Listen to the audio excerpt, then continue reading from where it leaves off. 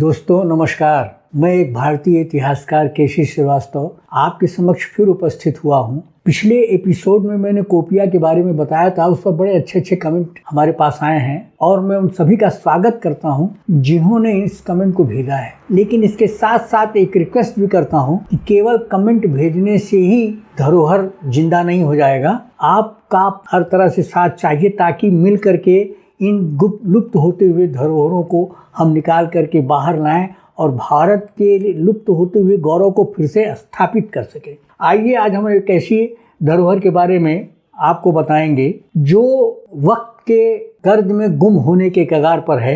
हम जब भी आगरा में यमुना के पुल से गुजरते होंगे तो हर उस भारतीय की नज़र लाल पत्थर से बनी हुई इमारत पर जरूर जाती होगी। कभी किसी ने यह नहीं सोचा कि ये इमारत है यमुना किनारे खड़ी है, इसका क्या काम है, इसे किसने बनवाया है, कौन वो था जिसने बनवाया, और आज वो एक खंडहर के रूप में दिखाई दे रहा है। और ये धरोहर लुप्त होते हुए अपनी पीड़ा किसी को बता नहीं पा रही है। ये इंतज़ार कर रही है किसी भी एक भारतीय का जो इसके पास आवे, इसको देखे, इसकी पीड़ा को समझे और इस पीड़ा से उसे उबारने का कष्ट करे। उस तक पहुंचना असंभव है क्योंकि उस तक पहुंचने के लिए कोई रास्ता नहीं है। एक छोटी सी पगडंडी है जिससे उतर करके, जिस पर चल करके आदमी वहाँ तक पहुँचता है। उसके बगल से एक पगडंडी निकल करके यमुना के किनारे चली जाती है। अचानक जब आदमी उस पगडंडियों पर चल करके उसके पास पहुँचता है तो सामने एक 32 खंबे पर खड़ी हुई एक इमारत दिखाई देती है, टूटी फूटी सी, लाल बलुआ पत्थर की बनी हुई ये इमारत है।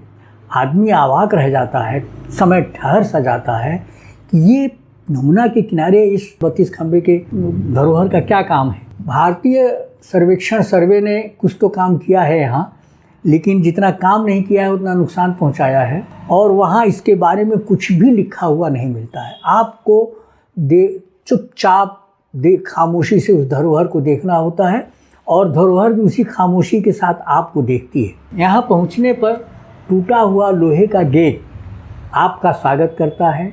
खंडहर के रूप में तब्दील हो रही यह धरोहर आपका स्वागत करती है। आप उसको बड़े आश्चर्यचकित रूप में देखते हैं और वो धरोहर एक पीड़ा लिए हुए आपकी तरफ देखती है और कभी प्रसन्न होती है, कोई आया तो हमें देखने के लिए।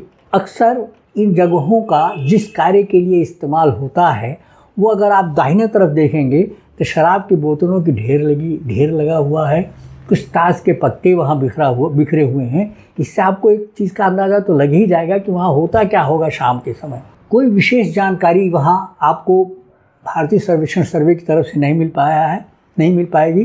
कोई काम तो हुआ है लेकिन उतना नहीं हुआ है जितना होना चाहिए। अगर आप खोजें तो ASI के वेबसाइट पर धरोहर का नाम बुलंद बाग है और उसी का ये टूटा हुआ दरवाज़ा है। अगर किसी को इस धरोहर के बारे में कोई विशेष जानकारी हो तो मुझे याद करें, कमेंट करें और मुझे बताएं। मैं उनका हृदय से आभारी रहूँगा, उनको बहुत ही धन्यवाद दूंगा कि कम से कम उन्होंने इसे देखा, समझा और हम तक सारी बातों को पहुँचाया। कहा जाता है कि जहांगीर ने इस बुलंद बाग को बनवाया था ईस्वी 1603 और 23 के आसपास।